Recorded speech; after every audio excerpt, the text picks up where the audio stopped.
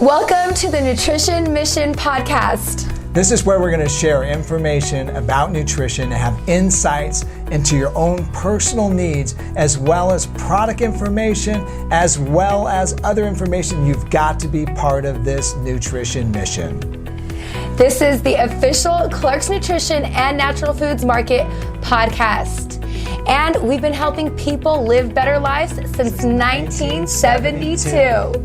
We're on a nutrition mission. Join us. This is Starkie Sowers. Welcome again to another Nutrition Mission podcast with Clark's Nutrition and Natural Foods Market. All right, so you know what really bugs me? People ask me, hey, if you're going to do a podcast, you got to talk about diets, right? So I said, you know what? Ultimately, when it comes to diets and dieting, there's like a couple things that I'm just like kind of like passionate about. So what I'm going to do is I'm going to talk about a little bit of history of where we got as the American diet, how we got here, things of that nature. But the big critical thing I want to do is as we're going through this is going to be an ongoing series. This isn't something that I'm going to do next week and the week after and the week after. I'm going to come back through and we're going to talk about paleo. I'm going to come back through and I'm going to talk about keto. Come back through, I'm going to talk about Mediterranean diet. But today I want to kind of lay a foundation so we kind of have an idea on what we're doing, right? And so when it comes to specifically the American diet, how did we get where we're at? So one of the things I want to do is kind of like take us back, and you heard me on the introduction when we talked about superfoods and things of that nature. One of the things we talked about is how the food system changed dramatically. And so as it changed dramatically, especially from like the 1850s to roughly probably like the 1970s, refinement of food, partition of food, pulling it into pieces, basically giving people devitaminized types of foods, seeing nutrient deficiency diseases. Somewhere along the line, right around the like 1916, the government starts kind of getting intervened with the process of like, hey, we need to get people to eat enough foods. You hear what I'm saying? Eat enough foods. Back in the day, it was like trying to educate people literally 100 and some odd years ago on how to eat foods and eat enough foods because they didn't eat enough foods to sustain themselves. One of the reasons why is because refined foods were so abundant and so commonly entering into the system. And what happened is the body ended up not getting the nutrients it needed. So there's certain types of nutrient deficiency diseases. So here's the deal. Vitamins don't even get discovered literally until 1910. First person that comes out starts talking about, you know what, we need to standardize our system. Okay, we need to standardize, a dietary guideline for the government. So as usual, it always takes a smart female to like get us on track, right? A couple different people like kind of go after this, and this lady, basically Caroline Hunt, in 1916 puts together the first kind of FDA, mind you, this is pre-FDA. The FDA didn't even exist until like the 1940s. She kind of puts together this like food guide system. Hey, we need to eat these foods to keep us healthy. And her recommendations were pretty basic. It kind of parlayed what we call now, back in the 70s and 50s and 60s, the 4 food groups. And that, that's kind of boring. So, okay, so you ate fruit, and then you eat vegetables, and then you eat meat products, and then you eat dairy. And by the way, it's not changed a whole lot today, and we'll get into some of the details on that. And so ultimately what happened was she was saying, people just need to eat from these groups in order not to get these nutrient deficiency diseases. And so that kind of started the USDA food program, United States Department of Agriculture food program, and it kind of gets it going in that direction. Well, ultimately, like I said, by the 50s and 60s, we see the 4 food group. So here's the problem I have with the 4 food group, all right? So, and the diets that were cruising around back in the days. Once again, highly refined, and we really didn't understand. Hey, lack of fiber, check it out, dude. Lack of fiber, you're going to end up in a situation where you have increased propensity for colon cancer. All right. Lack of specific vitamins, you got low immune function. All right. The other thing is refined foods that, for instance, like let's say you take like vitamin C rich apple, then you peel it and then you pare it down and get rid of half the stuff. And it's like, dude, you just got rid of half the vitamins. It's like, what are you doing? It's like, so ultimately what we're doing nowadays is obviously the focus is pushed back into whole foods. One of the things that's also happening too is this. When it comes to the My Plate, as they call it, it used to be the My Pyramid, then it's the My Plate. So ultimately what they're trying to do is encourage you to eat more, or rather less animal foods and more vegetable foods. That's kind of the concept that's being pushed Is it better? Is it worse? Well, I kind of have some pluses and minuses. Number one, most people nowadays eat so much fast foods that they don't get enough plant foods. So yes, we need more plant foods. In fact, literally in another 20 years, it's estimated that 70% of every meal is going to be eaten through a fast food establishment. Are you crazy? So you think about it. Every time you turn around, we end up in a situation where we do this. Like my wife and I, we live in an area, and so it's kind of a new development. And we'll look and we'll go, hey, check it out. Looks like they're going to put a restaurant in over there. It's like, okay, cool. And let's go check it out and see what it's all about, right? So we go by and we look at it. Well, what do you think it's going to be? I don't know. And I look and go, you know what? It's got a drive-through. It's freaking going to be an In-N-Out, or it's going to freaking be a Farmer Brothers, or it's going to be something like that that's just junk food. It's like another waste of our time, right? At least if it's going to be something like fast food, decent food, let's put a Wahoo's up here. Wahoo's actually has good food. You can actually choose brown rice. You can actually good food. I mean, it's good stuff, right? So let's put a Wahoo's. Now we get a Farmer Boys. Game's over. We get more junk food for everybody, all right? So ultimately what I'm saying is this. You got to be in a situation where you're paying attention to your diet. 70% of all food literally eaten from a fast food establishment. Yeah, it's cheap, but check it out, man. We're back in the situation. It's a very unique situation. Today, the problem that we have and what's trying to happen with the United States Department of Agriculture today and the old food guide pyramid, the new myplate.gov, what they're trying to do is put you in a situation where you're not eating so much food. And it also put you in a situation where you're not eating all the fat-ridden garbage food. So it's literally switched. 100 and some odd years ago, we're trying to get you to eat enough food because you're not getting enough nutrients in and your body's deficient. We didn't even know about vitamins though at that time. Now we know all about vitamins. We stuff them back into foods, and then we eat way too many macronutrients. What are macronutrients? Proteins, fats, carbohydrates. We eat too many calories. So we eat too much now. So now it's like, hey, we're trying to get you to eat like 2 fists of vegetables, 2 fists of fruits. Then for dinner, eat another fist of vegetables. So get 3 a day. Eat like 1 fist of protein, which would be like a handful of eggs or something like that. Or like, a chicken breast, or like maybe some unbeef or whatever you're eating, which would be a protein source.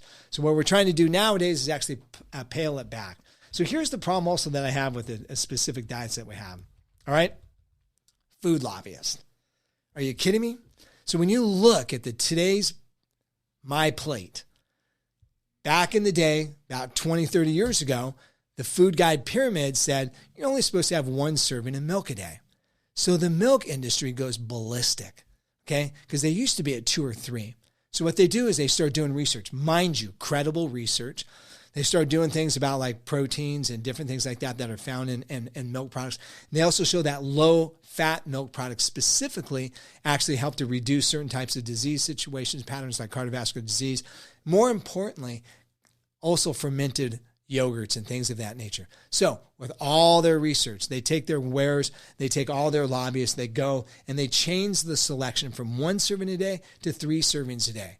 Did I say it was bad? No, I didn't say it was bad. Some people thrive on milk products. 3 servings a day is perfect for them. Some people like me, I can't drink milk. Okay, I drink milk and my head blows up full of snot. It's something I can't do. I can do whey protein. I can do a little bit of yogurt. So I do that. But do I do a serving a day? Maybe if I'm lucky for the most part, maybe 1 serving 5 times a week. So why should the goal for me be that? So one of the things that happens, as I said, is these food lobbyists get in. So the other thing that happens with these My Plate and these USDA pyramids and all these other different things is right behind them comes, believe it or not, big money. So my daughter, for instance, they have food lunch programs and food breakfast programs at schools, which is critical. I mean, I've been in Mexico 1,000 times. And when I'm down there, do some missionary work. And we found out in one particular area, these kids, they would go to school and they had no breakfast. They had no lunch when they got there. And the government said, hey, if you guys will build cafeterias for them, we'll give them money so they can actually have food. Great. So we literally go through these areas, these cities. We start building these cafeterias so these kids can have breakfast and lunch. Hey, check it out. No breakfast, no lunch, no thinking, right? Hey, your brain's dead when you freaking go to school, right? So don't get me wrong. Some food's more critical and more important than no food by a large factor. But here's the deal. Big money comes in and goes like this. Okay, what we're going to do is we're going to actually put government programs together. And so my daughter, when she was younger, she went to school here in Riverside. And so ultimately every Thursday, what did they have for lunch? Pizza. Are you freaking kidding me? Pizza. Unlimited. All you want. Pizza. It's like, so here comes Domino's. Here comes Little Caesars. They back it up. They stack it up and whatever they want to do. And that's lunch. Don't get me wrong. Yeah, it checks the boxes. You get some of the grains. Yeah, it's refined grains. It's devitaminized, and then we throw some vitamins back in it. And then we've got a bunch of cheese and some tomato sauce sitting on top of it. So the food lobbyists have figured out a way, and the big food corporations and giants have figured out a way to get into the American system and convince you that you're in a situation what you're getting is healthy. All right? So that's my beef with what we're doing today. We're getting too many nutritious calories into our system. So is it a bad system, the My Plate system? No, it's not a bad system, but I want you to pay attention. In the next coming episodes, we're going to talk about some differences. Now, before we go any further, I want to do this. I want to talk about this guy. His name is Weston Price. All right. So when this is going on, they're trying to establish what kind of foods to eat and things of that nature. Weston Price, he's a dentist that was out of here over in Loma Linda. And basically what he did is this. He said, here's what I'm going to do. I'm going to tour the world. I'm going to go around the world. I'm going to find healthy people. I'm going to take pictures. And he's a dentist. So how does he figure to look at people's health? This is like in the 1920s. So how do you assess somebody's health? Do you do like a blood analysis? They didn't even have that stuff back then. Are you kidding me? They didn't know about cholesterol. They didn't know about this. They said, look, here's what we're going to do is we're going to open up this guy's jaw. We're going to have him smile and check out his teeth and see whether he's got a healthy situation by not having cavities. And by the time he's 40 or 50 years old, does he actually even have some teeth left over? All right. So ultimately what we do is he takes off on a mission. He takes off and he goes to a couple different places. He goes to Switzerland. So he goes into Switzerland and he goes into indigenous areas where they're not eating the refined sugars, where they're not eating the garbage and things of that nature. So what are they living on? So ultimately they're living on oatmeal, they're living on milk, they're living on butter, they're living on yak or some other different things. They're living on a small amount of eggs, chicken, things of that nature, some vegetables. And ultimately they look at these things, these guys that have sustained themselves for hundreds of years and say, man, these guys are healthy. Hardly any cavities whatsoever. And they actually took some photos of twins. Here's the twin. The guy stays home, lives in Switzerland, does his thing. Here's twin number 2. He goes and lives in England, eats all the refined, nice, fancy foods and things of that nature. His whole jaw structure, his face is smaller, and he's got rotting teeth in the whole 10 yards. And so that was his checklist. So then what he did is he went into what was called the Northern Territories, which is now what we call Alaska. So he went up there and he basically looked at the Eskimos and he said, what are they living on? They're living on whale blubber. The other thing that they're doing is they're literally eating salmon. They're eating seaweed, okay? They're eating different types of vegetables that they literally freeze during the wintertime. They're eating roots. They're doing all these different things. And guess what? They sustain life. They don't have sickness. They don't have disease. And they end up in a situation where they ultimately have sustained health for hundreds of years. And they learn to live off the land in the area that they were indigenously put together, right? So then they find another situation where some of the family members have gone off. They're starting eating, and you know the story. They've got the jaw lines are screwed up. They're losing teeth. They've got all these other different things. And so basically what he says is here's the deal. After touring the world, looking at in specific areas in Australia, looking at specific areas in New England,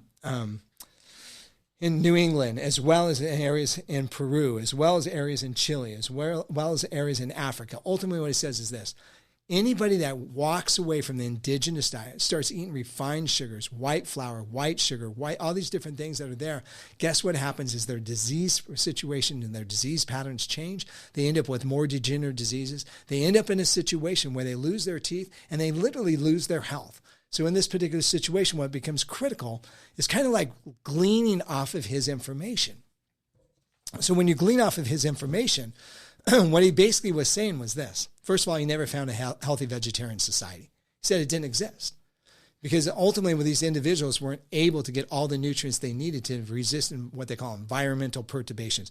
Nice, fancy word. What does it mean? It means that you're just not going to be able to live where you're at if you're not getting some type of animal source of B12 and proteins and things of that nature.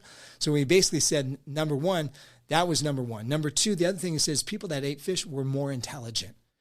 That's the EPA DHA. They had a more intelligent society. They actually developed things such as buildings and structures and things of that nature. They actually had better mathematical systems. They also ended up in a situation where they had better civil systems, like sewage systems, things of that nature.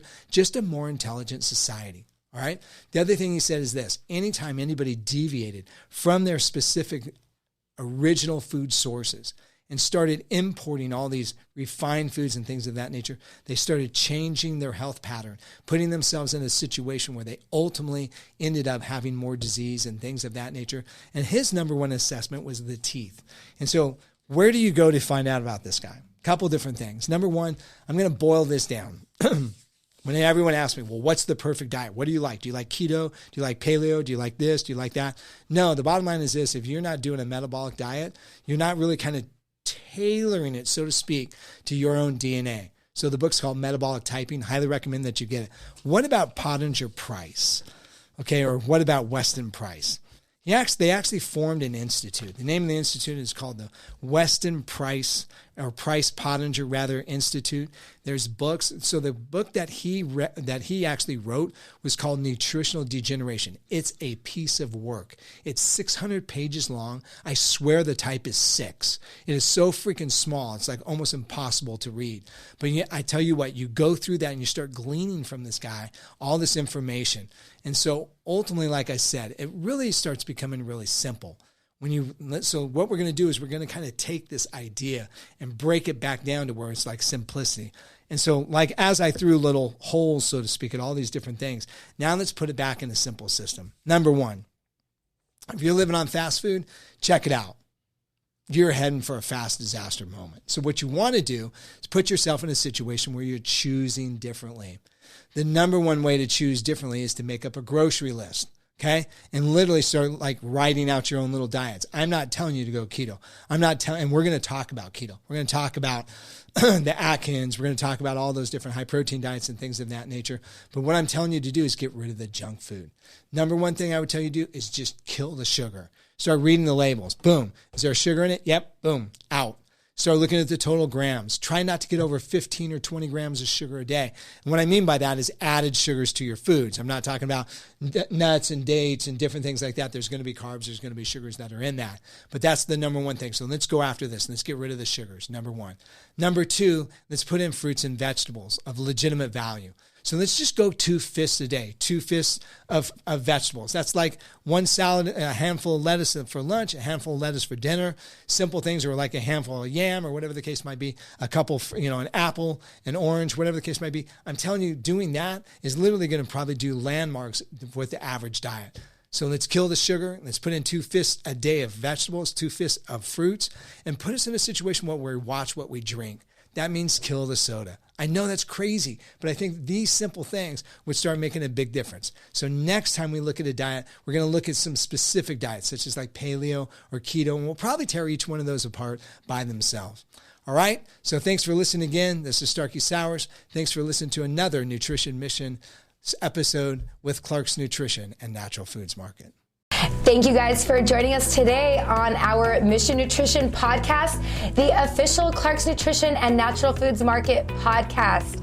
We've got another exciting episode for you next week, so be sure to review, subscribe, follow us, and stay connected. Absolutely. Be part of it. We've got so much we're going to share with you. It's going to be an amazing ride. We'll see you next time.